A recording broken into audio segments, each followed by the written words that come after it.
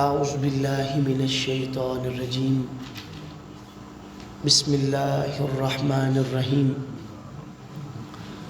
وقالت اولاہم لأخراہم وقالت اور کہے گی اولاہم ان کی پہلی جماعت لأخراہم اپنے بعد والی جماعت کے لیے یا بعد والے گروہ کے لیے. اوپر والی آیت میں تھا نا بعد آنے والے پہلے پر اعتراض کرتے تھے کہ تمہاری وجہ سے ہم جہنم میں آئے, اور آگے والی آیت میں جو وہ لوگ واقعاتی طور پر وہاں پہ کریں گے اللہ تعالیٰ وہ بیان کر رہے ہیں. اور کہے گی ان کی پہلی جماعت جو پہلے وہاں سے جہنم میں رہ رہے ہوں گے وہ کہیں گے لأخراہم بعد میں آنے والے لوگوں کے لیے فما پس نہیں کانا ہے لکم تمہاری علینا ہمارے اوپر من فضل کوئی برتری. تم کہہ رہے تھے نا کہ اللہ انہوں ڈبل عذاب دو, تو آپ کی ہم پر کوئی برتری نہیں ہے.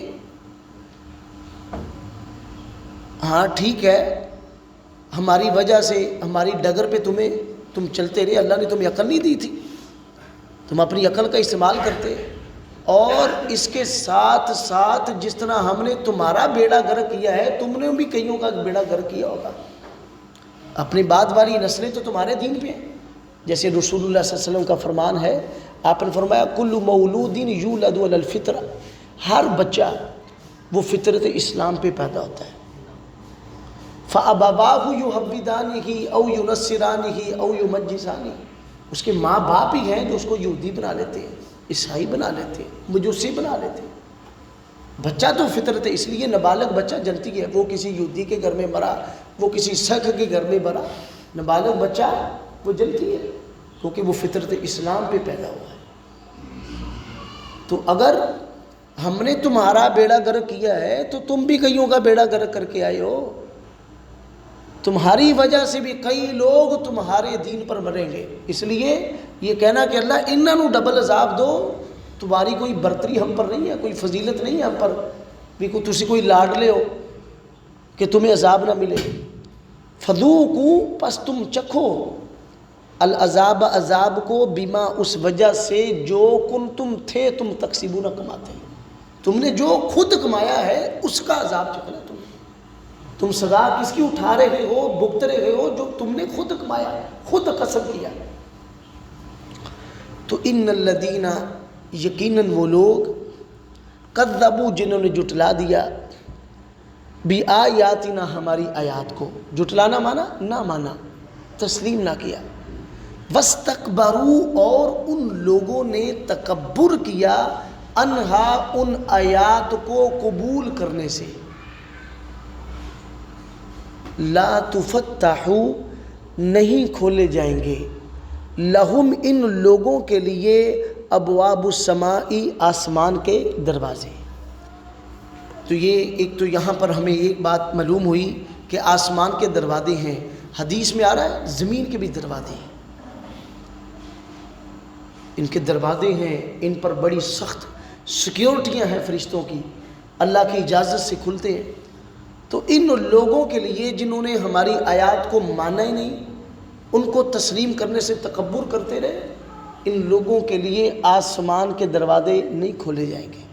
جب تک یہ زندہ ہیں تب کس معنی میں ان کے لیے دروازے نہیں کھولیں گے, وہ ہے کہ ان لوگوں کے اعمال, ان لوگوں کی دعاؤں کے لیے آسمان کے دروازے کھلے نہیں. قبول ہونا تو بڑی دور کی بات ہے, یہ پہلے آسمان ہی نہیں انہوں نے نیکیاں ٹپن گی. وہ تو ساتویں آسمان پہ اللہ تعالیٰ اپنے عرش پہ مستوی ہے, وہاں تک پہنچنا تو بڑی دور کی بات ہے. پہلے آسمان کے دروازے بھی ان کی نیکیوں کے لیے اور ان کی دعاؤں کے لیے نہیں کھولے جاتے. اور دوسرا مسند احمد کے اندر دیگر احادیث میں آ رہا ہے کہ ان لوگوں کی روحیں جو جب یہ فوت ہوں گے کافر, ان لوگوں کی روحیں فرشتے لے کر کے جائیں گے. فیستفتحون, وہ دروازے کو کھولنے کا مطالبہ کریں گے, دروازہ کھٹکھٹائیں گے.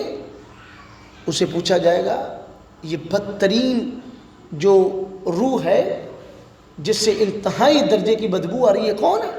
وہ کہ فلاں بن فلاں، کیسے اس کے لیے دروازے نہیں کھولے جائیں گے، اس کو زمین پر پھینک دو، اس کو آسمان سے زمین پر پھینک دیا جائے گا۔ اور اللہ کے رسول صلی اللہ علیہ وسلم نے فرمایا کہ اللہ کہے گا کہ اس کو جہنم، حدیث میں لفظ آ رہا ہے ارض السفلا، زمین کے نچلے گڑھے میں جو ان کا سجین مقام رکھا ہے نا، اللہ فرمایا اتھے سوٹو انہوں نے، ان کی روحیں مومن کی روح پر جائے گی۔ اللہ کے رسول صلی اللہ علیہ وسلم نے فرمایا وہ دروازے پہ دستک دیں گے، وہ مرحبا ویلکم کرتے ہوئے دروازہ کھولیں گے اور اسے خوشخبریاں دیں گے کہ اللہ تمہیں یہ دے گا وہ دے گا۔ اور مسند احمد کے اندر حدیث تفصیل کے ساتھ ہے کہ وہ پروٹوکول دینے کے لیے دوسرے آسمان تک چھوڑنے کے لیے بھی جائیں گے، اسے اس کی تعظیم کے لیے، اس کو پروٹوکول دینے کے لیے پہلے آسمان کے فرشتے دوجے تک، دوجے والے تیجے تک جائیں گے۔ ایک تو فرشتے جو روح لے کے جا رہے ہیں نا، ان کے ساتھ اس روح کے اعزاز کے لیے، اس کو پروٹوکول دینے کے لیے ساتھ جائیں گے۔ لیکن یہ بدبخت جو ہے، اللہ فرماتے ہیں ان کے لیے کبھی بھی آسمانوں کے دروازے نہیں کھولے جائیں گے، ولا يدخلون الجنہ، اور نہ یہ لوگ جنت میں داخل ہو سکیں گے، حتیٰ یہاں تک کہ یلیجا داخل ہو جائے الجمل، اونٹ، فی سم الخیاط، ایک سوئی کے ناکے میں، جن پنجابی چ نکا آندے نے، سوئی کے ناکے میں جب تک اونٹ داخل نہیں ہو سکتا تب تک یہ جنت میں داخل نہیں ہو سکتے۔ یہ عرب کے اندر نا ایک محاورہ ہے، ایک امپوسیبل، ایک ناممکن، ایک محال چیز کو بیان کرتے ہوئے بھی کبھی اونٹ سوئی کے نکے میں گزر سکتا ہے، ایک محال ناممکن چیز ہے جو کسی صورت ممکن نہیں ہو سکتی۔ اسی طرح ان لوگوں کا کسی صورت میں جنت جانا نہیں ہو سکتا۔ وَقَذَلِكَ، اللہ فرماتے اور اسی طرح نجزی، ہم بدلہ دیتے ہیں المجرمین، جرم کرنے والوں کو۔ اپنی مرضی سے زندگیاں گزارتے رہے، ٹھیک ہے، دنیا اپنی مرضی کی تھی، پھر آگے ہماری مرضی چلے گی، اور اسی طرح ہم ایسے مجرموں کو بدلہ دیتے ہیں۔ وقالت، اور کہے گا اولاہم، ان کا پہلا گروہ، لِأُخْرَاهُمْ، اپنے بعد آنے والے گروہ کے لیے، فما پس نہیں، کان ہے لکم تمہاری، علینا ہم پر، من فضل کوئی فضیلت، فذوقوا لہذا تم چکھو، العذاب عذاب کو، بما اس وجہ سے جو کنتم تھے تم تکسبون عمل کمایا کرتے۔ ان الذین، یقیناً وہ لوگ، کذبوا جنہوں نے جھٹلا دیا، بآیاتنا ہماری آیات کو، واستکبروا اور انہوں نے تکبر کیا، انہا ان آیات کو قبول کرنے سے، لا تفتح نہیں کھولے جائیں گے، لہم ان لوگوں کے لیے، ابواب السماء آسمان کے دروازے، ولا اور نہ ہی یدخلون یہ داخل ہو سکیں گے، الجنت جنت میں، حتیٰ یہاں تک کہ یلجا داخل ہو جائے گا، الجمل اونٹ، فی سم الخیاط سوئی کے نکے میں، جیسے سوئی کے نکے میں اونٹ کا داخل ہونا ناممکن، ان کے ساتھ یہ معاملہ ہونا ناممکن ہے۔ وَقَذَلِكَ اور اسی طرح نجزی ہم بدلہ دیتے ہیں المجرمین جرم کرنے والے لوگ۔